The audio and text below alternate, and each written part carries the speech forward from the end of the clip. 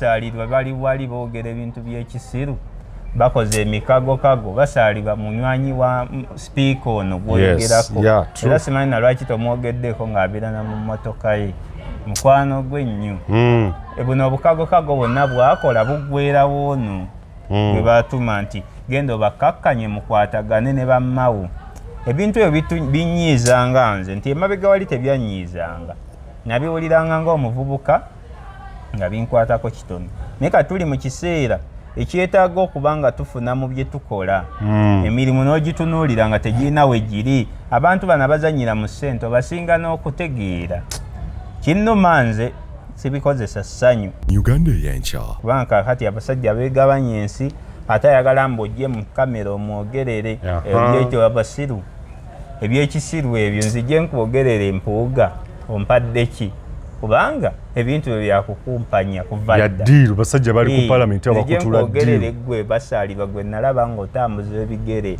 ng'embwa leero ovuga amamotoka ate olaga nti ate yakuleeta kyagulanye yakununula mu bululu gye wali wagwira political plane underachiever politically gwe bayitawo enjogera embi gwayinza okuyita political failure nakulaba ku Jinja Road nga we wali ofiisi yo otambuza bigere nga tozigudde olubege n'ebitabo bye bya looya nga wasoma n'okusoma naye ate kati gwe tutunuuza mu bino mutuzza mu byabalikyamuzimala yes okusiruwaza budwinking nnyo bannanga bali eyo emyaka kati ffe tugenze tukula naffe tubadde tubirabanga tutyo naye kati amongo nsonga ki emufunyisa ssente n'akola ejjoogo n'aleeta buli muntu we UgandaEyenkya kale bali beekwasa nti baalwana kye twatuuka no bagamba mwalwana mutwale ebiriwo mugende mutuviire tuzimbe eggwanga lyaffe byonna bya boga stocks bakola ebintu ebitukuumira mu mbeera eno ekiseera nga bwe kigenda tubalekedde eggwanga ne tusirika agundi kati gondi kasita yenna nnyini baminisita bitutunuulira bakaddiye bali mu myaka 7 n'okwambuka bano bamongo bazze tebamanyina policies eggwanga kwe lirina kutambulira n'aleeta ono n'oli ate n'atakomaawo n'asigala nga aprovokinga n'abantu si kirungi okwegatta palamenti nze nkimanyi terina makulu ninamu ababaka mikwano gyange ng'abantu naye terina makulu sirina gwe ŋŋamba nti tokoze kino lwaki naye tewaali egasse kuba likopuresinga abantu lya ssente zo naye ate tokudaala UgandaEyenkya abakulu tubaaniriza ku mukutu ogwa UgandaEyenkya kitwagala okukuba toki mu Uganda Parliament Exhibition exhibition zino zatandikira ku mukutu gwa Twitter on social media Dr. Jim Spire Sentongo yawoma mutwe mu exhibition zino for instance ngero ya pothole exhibition Kampala pothole exhibition yafuula nnyo activism wa online actually very popular ne Jim Spire Sentongo njagala tukwasaganye abaana beexposinze parliament nali nagirinda ddeno mulimu bonaza Mpuuga ebitaano byakwata omusimbi guyitingana pa DM nayoga nti Anita Among afuna $1,450 buli lunaku just ezo abako wano Kenya just pa DM ka 1,450 naye nga taxpayer buli lunaku mu pa DM eyo oba yes Uganda kati $3 ndi mu 3,900 katubaliraawo aba bunaku baba abatuta obukadde 17,500 just ku pa DM wane Kenya nga bawa afuna obukadde naye bona zenalabyeko eziri alleged mu bukadde nga 5 naye nga alimu just agenze kawo Kenya naye ebintu bina nti oziraba sente oziraba bano babaka ba parliament mukulu ali mukubala sente bano babaka ba parliament sebo bino biri mu parliament ya Uganda naye omukutu ogwa Twitter exhibition yene lese bangi nnyo netumanya nepotism olinaga nti omukulu yajja abantu ebukedia bajjudde ma office muli eri ne bagamba ne basonga oluguno Mathias Mpuuga nti naye aleeta babe buli alina office ku parliament awo eggwanga we tuli mutebi nze yeewuunya nze like ndowooza kireka ondaba nabubi neewuunya n'okwewuunya onneewuunya well tekyewuunyisa nnyo newankubadde nga kiri unfortunate nti ebintu bye twayitamu ku bukulembeze obw'obufuzi si bukulembeze obufuzi obwayita twabirabako ku Obote 1 Obote 2 ne Idi Amin wadde yali agezerako okulambika obulungi eggwanga y'omu ku bakulembeze abalambika obulungi nga nepotism bibadde byo kyokisuubira baana baliwo naye kati ate pulezidenti ono Museveni yatusibako nnyo abakulembeze bakadaama nti kati bw'olaba Anita Amongo embeera ze beeyisaamu zez'abaana era bali mu biyumba ate bala ssente banga kusaasira zeetimbe bwoti laga ennyumba yatusibako nnyo bakadaama so tulina bakadaama leaders mu palamenti naye ng'ebyo byaliwo naye bali baasoma nga tebakoma ku mpapula bayigirize omanye obuyivu n'okusoma byanjawulo ekyo nkisuubira kuba kale naliko mu ofiisi ya sipiika naye naliko ku biseera bya Kadaga ekyo nkisuubira mu bantu bonna naye namuwulira ng'era olusogo oluwulira luvuga naye bano bayitiriza nti abatamanyi kyakola ali excited yali munaku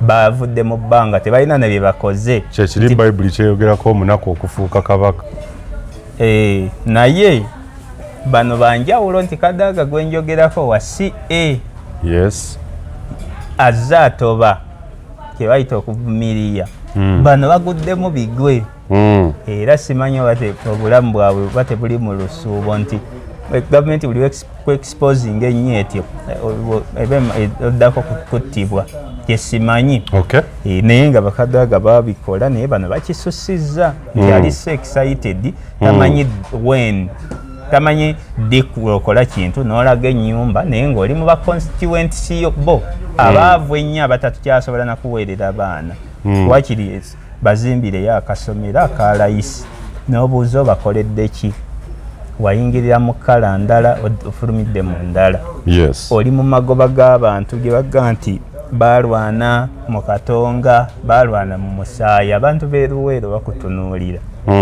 oleesa b'eŋŋandazo obayiye ku palamenti not on merit sirowooza nti abantu abaliwo kuba bali qualified okukola ewantu awo kati palamenti ebyo baabikola dda mu Luganda tugamba nti emirembe engalo ogugolwe gulivaawo olimanya nti nekyenakola tikyalinga kitu abaana kyebakola ku Twitter kyekino kye Twitter nti kibuyaga lwalitikkula ennyumba kuba eriyo ebimu I treat them as allegations because it's upon abaana ababyogera okuleeta bwina asukka ku ekyo naye ate era ne ababyogerwako oba be boogerako okusirika kwabwe mu communication kiina kye kikakasa kuba waliwo abaweereza kakwenza lukira basajja all parliamentary cars are bought from a bond in Bunga called Maybach and it's owned by the speaker. Those gifts, SUV cars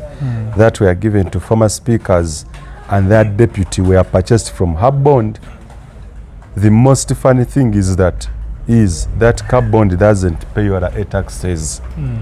Nabanja also has 2 of her daughters and her PA called Bright working under the office of government chief whip and at the same time at office of the prime minister.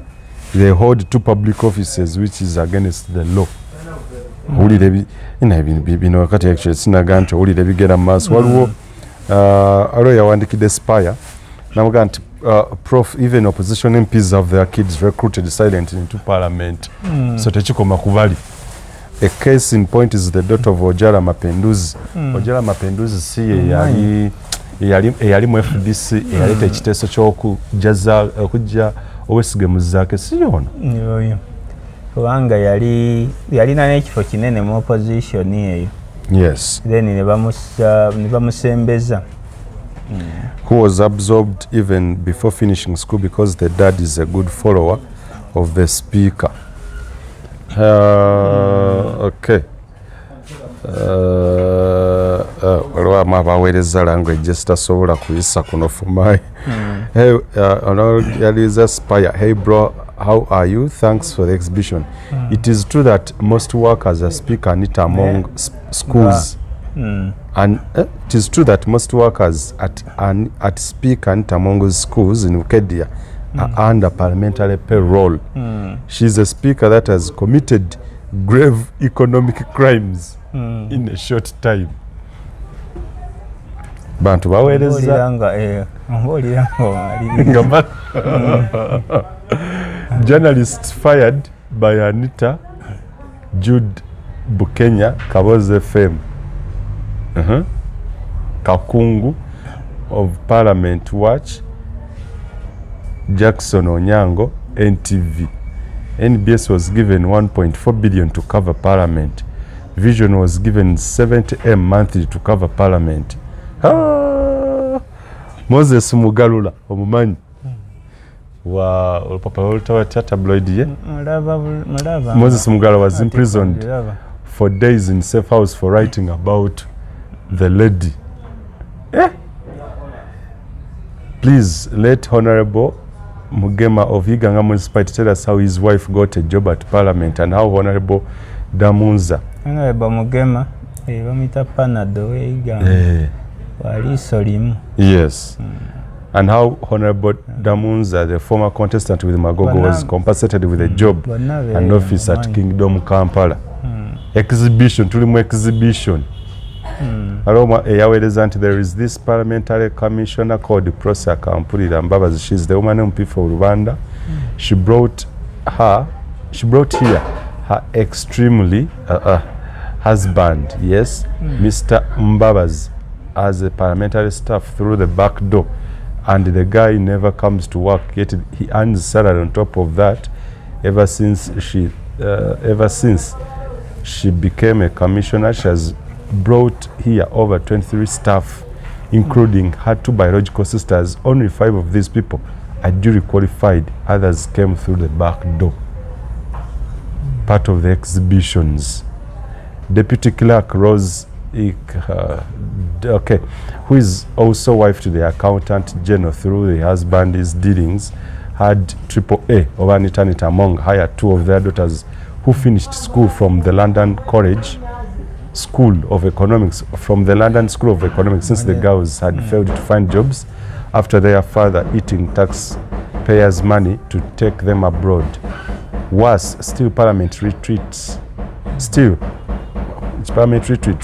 are taken to Changabi, which is also for the deputy clerk, and kickback gets to A3 over 333.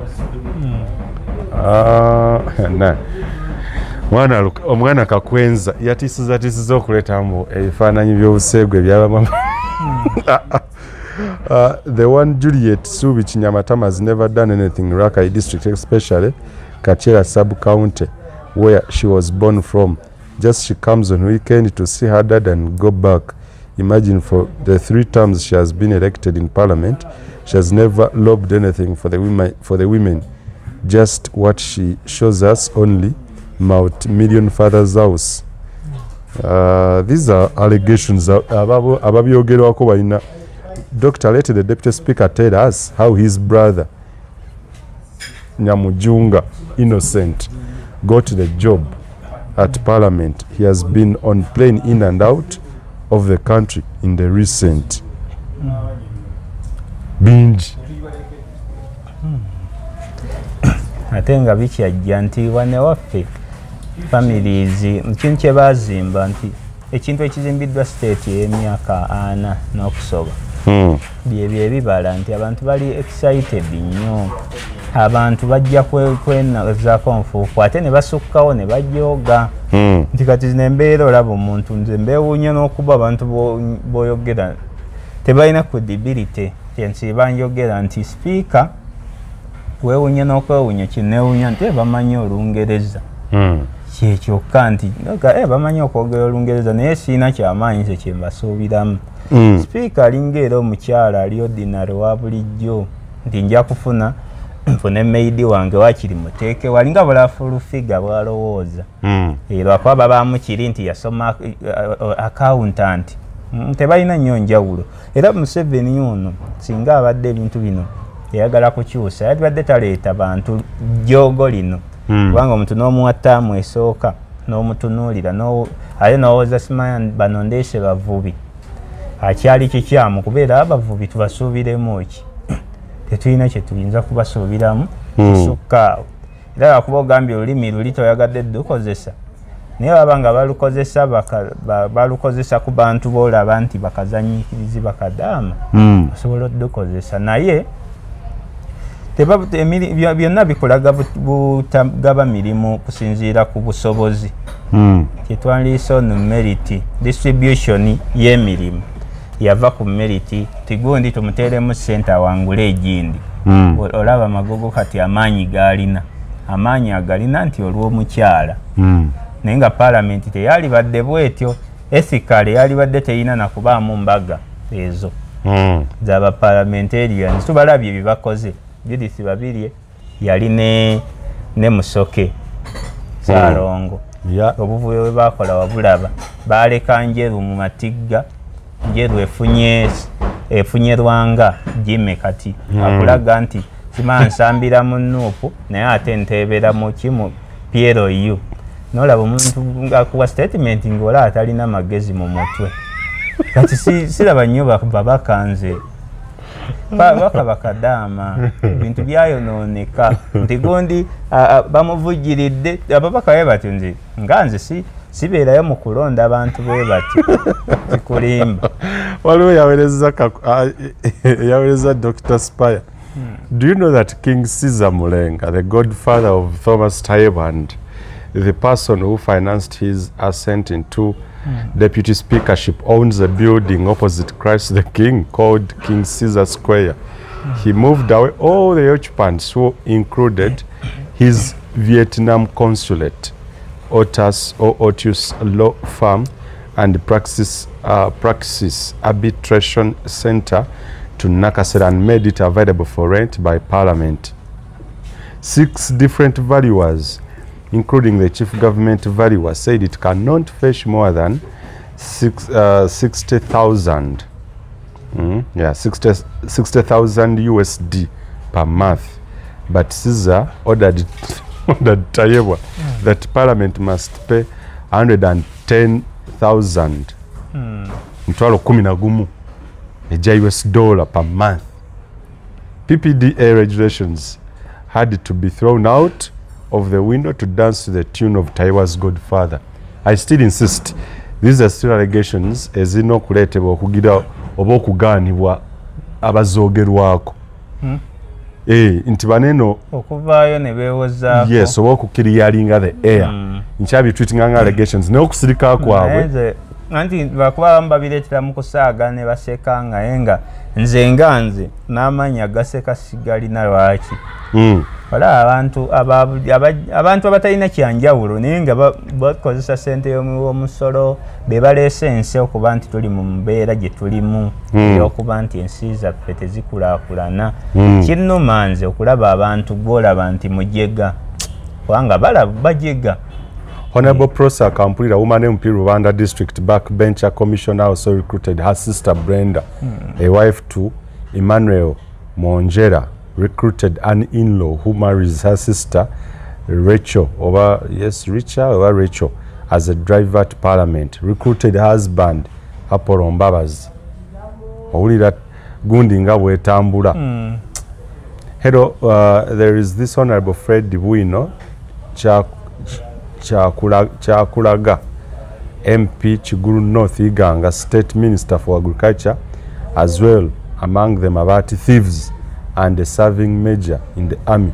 He has never extended nor initiated any agricultural project in his constituency. People have rejected him several times, but using police, army and arrest opponents and creating fear among people to secure the seat. Waliwo byenalabi yavuganyizibwa n'omusajja mulenzi mukwano gwange. Kaakano ke mbadde nnoonya.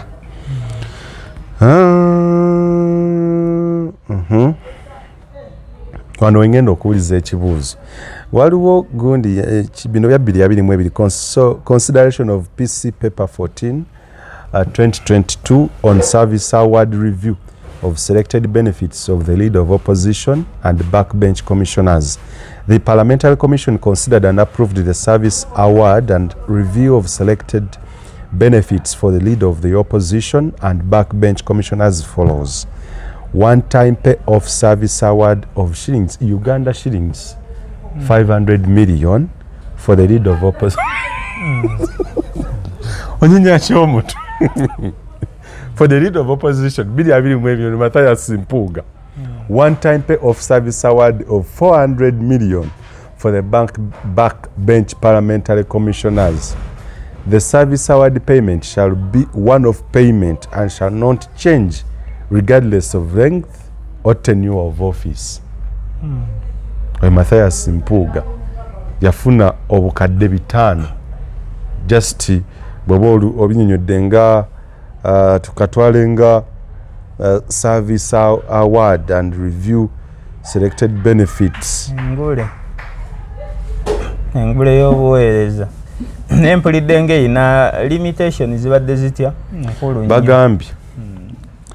The service award payment shall be off payment, one-off payment, and shall not change regardless of length or tenure of office. Bwina bera obukadde bumeka 5.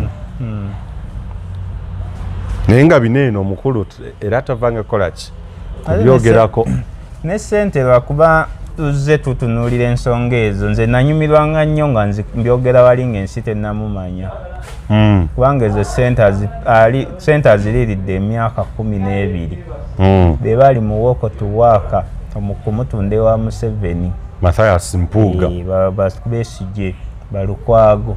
Kati bino abikola byebiri office ebiri documented naye ayina ebyomunkwawe ebyomunkukutu. Deals bakolera mu nku. Nomwa nnyo nti ebyo babikola tuli balenzi bato kati tukuze twetaaga ssente.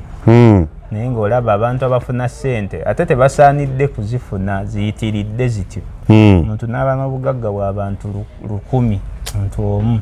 Nze binnuma n'okunnuma kubanga sikyalina ssanyu eri nsonga nga zino.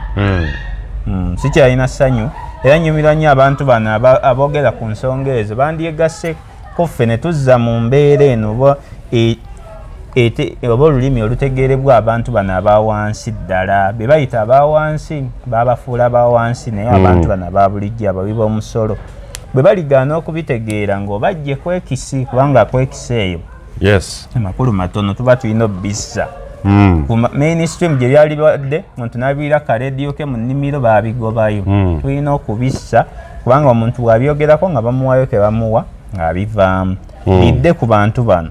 Abantu bano batalitegeera kuba nze nnumwa nnyo olwange n'olw'abantu naye ate oluusi abantu bano bamativu bo tebakyannuma abantu ba bulijjo abalonzi bange. Kuba omuntu ali eyo musimanya tukuume simanya tetuli mu byabufuzi nimanyanya zange bw'atuuka ne baziseetinga ne zigejjira ku kiddibo siteeti y'ebikola. Siteeti erina amaanyi agakukyusa obulamu bwo n'ofuna ebijanjaalo sizoni n'obitunda ku bbeeyi ennungi. Abantu bano tusaana tubasensitizing teri agenda kubasomesa. Mpuuga nzize mboogerako abantu ne bankyawa naye tekyali ayinza kunkyawa leero. Kakati amazima gawongedde okuvaayo. Basaalirwa bali wali boogera ebintu by'ekisiru bakoze emikagokago basaalirwa munywanyi wa sipiika ono gwoyogerako. Era simanyi na lwaki tomwogeddeko ng'abirana mu mmotoka ye mukwano gwe nnyo. Buno obukagokago bwonna bwakola buggwerawo ono bwe baatuma nti genda obakakkanye mukwatagane ne bammawo. Ebintu ebyo binyiizanga nze nti emabega wali tebyanyiizanga nabiwuliranga ng'omuvubuka nga binkwatako kitono naye kati tuli mu kiseera ekyetaaga okuba nga tufuna mu bye tukola emirimu n'ogitunuulira nga tegirina we giri. Abantu bano bazanyira mu ssente obasinga n'okutegeera. Kinnuma nze sibikozesa ssanyu kubanga kakati abasajja beegabanya ensi ate ayagala mbojje mu kamera omwogerere ebyekyo abasiru ebyekisiru ebyo nzije nkwogerere Mpuuga ompadde ki kubanga ebintu byakukumpanya kuva ya deal basajja bali ku parliament abakutula deal gwe basali bagwe nalaba ngo otambuza ebigere ngembwa leero ovuga amamotoka ate olaga nti ate yakuleeta kyagulanye yakununula mu bululu gye wali wagwira political pereni underachiever politically gwe bayitawo enjogera embi gwayinza okuyita political failure nakulaba ku Jinja Road nga we wali office yo otambuza bigere nga tozigudde olubege n'ebitabo bye bya looya nga wasoma n'okusoma naye ate kati gwe tutunuuza mu bino mutuza mu byabamumalaweggwanga yes okusiruwaza hoodwinking nnyo bannanga bali eyo emyaka kati ffe tugenze tukula naffe tubadde tubirabanga tutyo naye kati amongo nsonga ki emufunyisa ssente n'akola ejjoogo n'aleeta buli muntu we yakolera ki eggwanga kale bali beekwasa nti baalwana kyetwatuuka nobagamba mwalwana mutwale ebiriwo mugende mutuviire tuzimbe eggwanga lyaffe byonna bya bogus talks bakola ebintu ebitukuumira mu mbeera eno ekiseera nga bwe kigenda tubalekedde eggwanga ne tusirika tyagundi kati gondi kasita yennannyini baminisita betutunuulira bakaddiye bali mu myaka 7 n'okwambuka bano bamongo bazze tebamanyina policies eggwanga kwe lirina kutambulira n'aleeta ono n'oli ate n'atakomaawo n'asigala nga aprovokinga n'abantu si kirungi okwegatta palamenti nze nkimanyi terina makulu ninamu ababaka mikwano gyange ng'abantu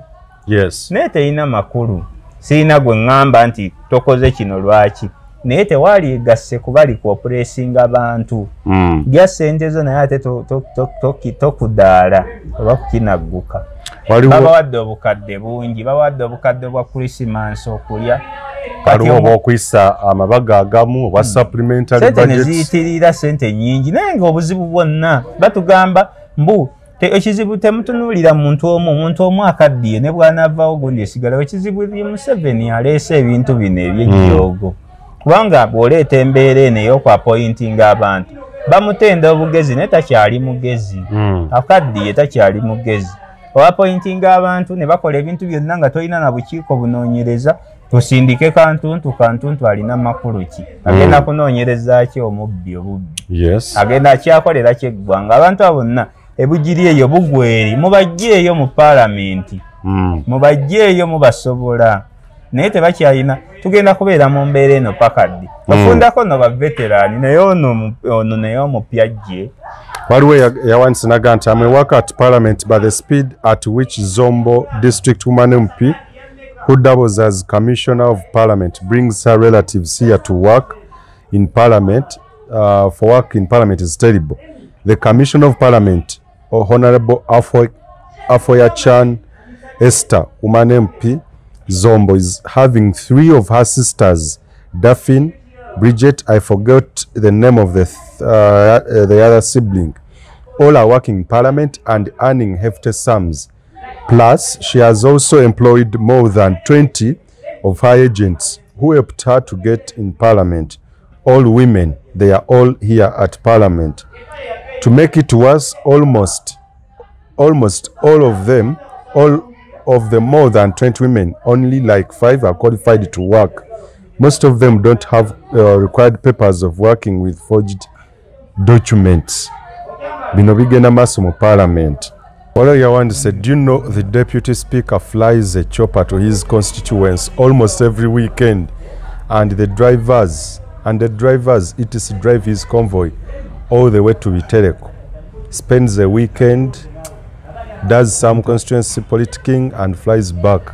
Abamu ate kati kyekizibu kya banansonyiwa okuba nti oba oyinzaga nti oba oleese embeera oba nti olinga ayawudde naye abamu maalo mu bukulembeze buno tugenda tukulemberwa abantu nga beetaaga ate bo bwe kuba ku beekinga babeekingibwe nnyo okusinga ku mawanga amalala ekyo kyekikwolesa maalo olaba abantu bameka wano ababikola ng'ate balina ne ssente naye ka deputy speaker gy'ava yiiri amaalo gagaleese batukosa nnyo nze binnuma nnyo era siina kyentya nti oba njogera nti siina kyentya era siina naloosi gyenfuna mu byenjogera bino ennuma njogedde ye cause njogera ku lwa cause entuufu deputy speaker ye maalo ne bwoba omulaba awanze kitiibwa tasiisa mu bantu maaso naye palamenti eno gye bawoze ey'abavubi ennuma nnyo kyembewuunyako kimu nti boogera Olungereza tekyokka tebasaana naddoogera tebalina credibility ne baba balabye teti okugendera mu helicopter mu kyalo buli wiiki maalo bwalo. The son to Dr. Tango Do is at Parliament working without going through interviews. After rigging for him at Mackay University convocation through Speaker, he brought him to Parliament. Chief Justice's daughter is also at Parliament. Bino biri ku X oba ku Twitter mu exhibition ya Uganda Parliament exhibition. Moses Bwaratum was a senior press officer in the Department of Hansard who had been attached to former Speaker's office. 2 years later, because of being because of being a Muteso, he is now the acting director of Hansard. He jumped 2 stages, principal and deputy director, to a director, which would have been done in 6 years. Hansard ekitabo ekiwandiikirwamu ebiwandiikibwamu bino ebiteeseddwa oba ebyogerwako mu Parliament. Esther, who was the director, etali order paper Hansard buli kigambo ekyogerwa bunnya gundi yakiise yonna. Esther, who was the director, has since been made redundant and just earns salary without work. Then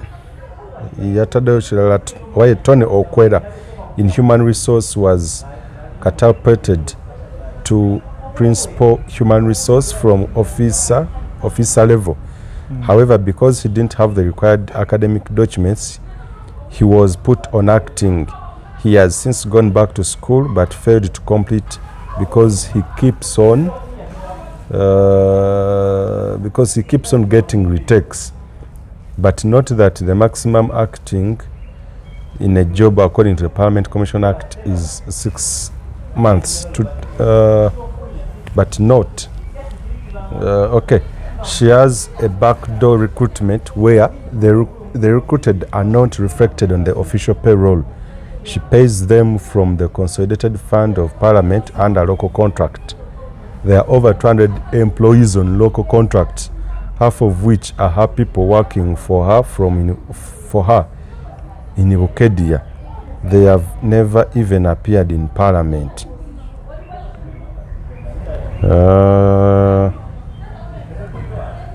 Okay, do you know that General Moses Ali, the MP of Ajuman district, has been in power for over 25 years but done nothing for the district? The old man took the street lights meant for the town to his farm, and as I speak, the town has no street lights, but his cows can't know if it's day or night because there is always light. And according to our grandpas, General Moses Ali is over 120 years over 120 years old. General Moses Ali tatuukayo naye nekiri yamuwaayiriza nti emyaka 25 Ali yali myaka 5 nga ali mu power talina gavumenti gyatabaddeemu kati ndowooza ali kweno ya president amusiisirizza nnyo. Ali abadde ye alina influence kitegeeza nebiri tubikubalira ebyobote n'ebyamiini aba muginya talina mu myaka 25 Ali yali mu 5 nakwambuka. Do you remember the other 200 shillings? Ali kati yakyakola kyajumani district bazisaze okuva ku ggulu kuva ku kikuki nga yaliyo akyakolawo ki Ali alina makulu ki. Do you remember the other 200 million shillings Parliament approved to bail out local construction company? The sitting was chaired by the same stakeholder in Roko. Titi yani. Titi. Thomas. Hey, okay, Thomas Tayebwa. The sitting was chaired by the same stakeholder in Roko. I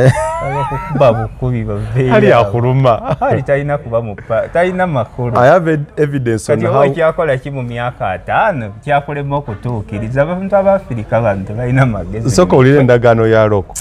I have evidence on how the few MPs who were present received their commission. Actually, it's 200 billion, not 200M. Roko had and some other Muchiga man from Kabale who had shares. So when Roko ran out of cash, these guys used the parliament for government to bail it out so they can withdraw their shares immediately, and indeed it worked well. It's same Roko that was first contracted the hospital. But the abantu ebintu ebimu kale ne ba constituents oba abalonzi balina mwenso bikwali omuntu nga ali bwatwala amataala mu nteezi aba abasinze kuba ndaba bw'oba omutunuulidde physical alinga atakyategeera. Kitegeeza omuntu watuukira mu mbeera eyo anafuye ennyo aba abasinze okukola ebintu byonna ebyakyana ekito kubanga ebyo byakyana ekito toyinza kujja ku bantu layiti nozitwala wuwo. Bw'abanga okikola obeera obasinze kuba ye ng'omuntu yalinga yavaako kati toyinza kuddamu ate muwa kalulu omusindike ebyamulema ku Obote ebyamulema ku Amini balutwa ali abaddewo ebbanga lyonna toyina kyonyinnyonnyola. Parliament has become an avenue of making quick money. I hear even without contracts. As long as you have an office where you can sit, you will always go home with not less than 500,000 mitwala tano in a day by helping those elderly MPs, illiterate MPs in making speeches, writing for them official letters. There is even one former MP for Acholi sub-region who is working in parliament after failing to make it back to parliament. The place can be busy with people doing a lot of nothing. This is a big security risk to the so-called VIPs. No, and now it is not a big security. Former about the staff in leader of opposition's office. Former leader of opposition Matthias Mpuuga wanted his people hired under the arrangement. I have explained where people close to her would have their loved ones on the lists, transferred to other offices and put on permanent and pensionable before he left. Some were taken to the Speaker's office, others to Bobi's department. He wanted those that were seconded to work in his office by his party fired. He wanted those that were seconded to work in his office by his party fired. Most of these positions in the political offices are by contract, so their contracts were not renewed. The current leader of opposition was told he can't hire people to work for him because the wage bill has become too high. They refused even the person he wanted to bring in as a personal assistant. Apparently because he was jailed with the Nubian Liz and Eddie Mutwez during the election period, so he has a criminal record. His second choice was frustrated during interviews. I'm told he was allowed to bring in only a press secretary, a former NTV reporter, after a bit of haggling with her. Matthias Mpuuga amanyi galina kakati Joe Senyonyi. Naye olowooza Joe Senyonyi anaakola kuno okusika omuguwa kuba Mpuuga teyasanyuka n'okumujja ku kifo ekyo. Nalabya BobiWine ng'agamba nti bo bali basuubira ku performance ya Mpuuga. He had to go even more than 2.5 years.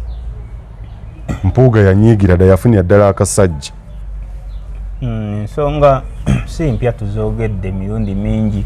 Lwakwali leader of opposition office eyo gwalinga munyago. Yajjira ku bisanja, koma ku bisanja. Kitegeeza bagikuwadde bw'olina okuyiiya bwe muguwuutanya ne mugabana. Terina makulu. kati ate abagisookamu ne bagiseetinga bubi nti buli ayita eri balina engeri gye bamugula. Kye nali mbagamba ne ku Winkies oyo baagula mugule okuvaamu okwesimbirawo ddala ekaseese. Twatoyinza kuŋŋamba nti gwe Cristiano ti ate saawa yakuba penalty nti kandekeremu Fernandez ku Portugal penalty esalawo omwagaliza nnyo baamugula. Kati eno lead of opposition office abantu abatagimanyi mu kujja kwayo 2.5 yali 2.5 ekifo kya lead of opposition wetwaterawo gundi multiparty wetwakomeza enfuga y'ebibiina ate enfuga y'ebibiina kitegeeza kulya kashi kyekino baba basaalirwa kye balimu kuba ebibiina bifu buli omu era ojja kulaba nga bakozeyo akabiina kuba kutulira mu ddiiru. Lead of opposition talina makulu. Office eba n'amakulu nga ffe abantu ba bulijjo ffe tumutuma. Kati bw'abanga bamudikitatingira ate be Mpuuga gw'omanyi obulungi nti ayambala kimyufu naye ng'azannyira yero talina makulu. Ate yajjanga munyago oli yabagamba mumpe emyaka mujje komo ku bisanja nammwe mbawadde ekifo kibeeramu 10 biliyoni mugende mugabane kibeeramu 3 biliyoni omwaka kibeeramu office eyo ebbanga lyogenda ogibeeramu ina privileges nyingi mpitirivu.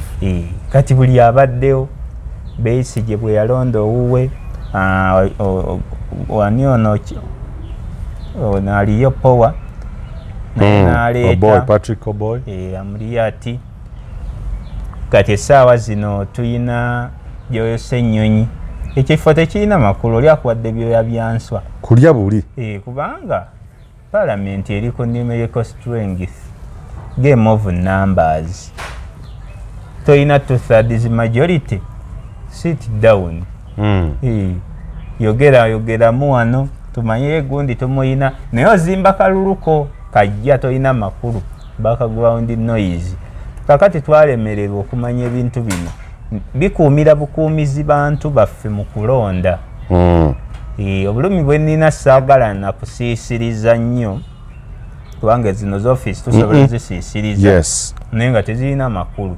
Oli yakutega katego nkukompromisinze omugaati gugugwo mu kamwa tokuba nduulu nfulumya TV yali afulumya kinene n'abawo omugaati buli mu kamwa talina bwakuba nduulu musajja wattu. Kati ate ne gusanga Mpuuga omuyaaye kuba Mpuuga Mathias is a Mathia nti nakugamba nakunyonyola ne nkugamba enkola ya Mpuuga w'Emmengo ya Katikkiro w'ekitiibwa Mayiga nga bw'olaba Mayiga talina kyagenda kutya era ojja kumulaba nga bamuwadde obukulembeze.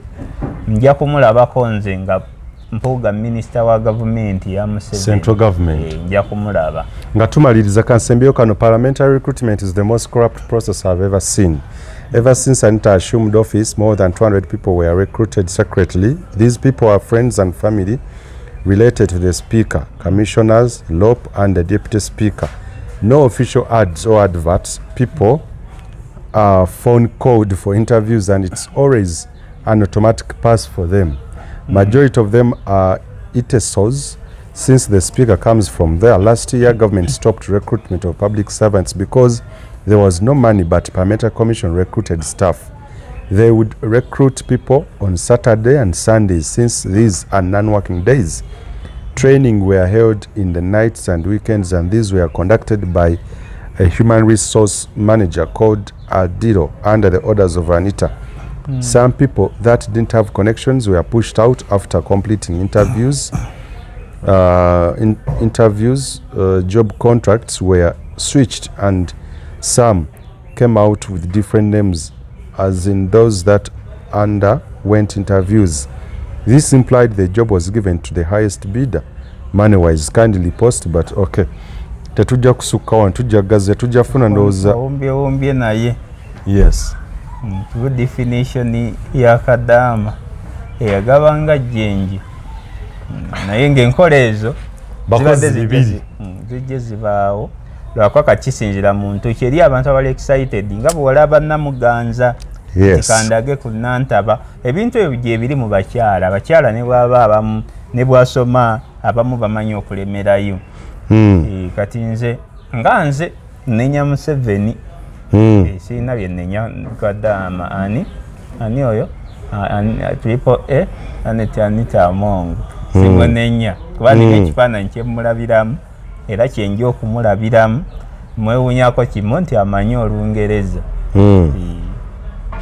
Exhibitions zino zikyagenda maaso naye era zitulaga bingi ebigenda maaso mu system oba mu inside the corridors of power biyitirivu sente engeri gye ziyitingana billions and billions, millions and millions bajja kuzeesiiga ate ze zigenda okubassa. Yes, yeah, true. Nina gwe nakigamba na munono gwe nakigamba bazeeyira bati tebalina magezi tebijja okubassa. Tunatandikira olulala atakumira mpeera batukumire bakulu. UgandaEyenkya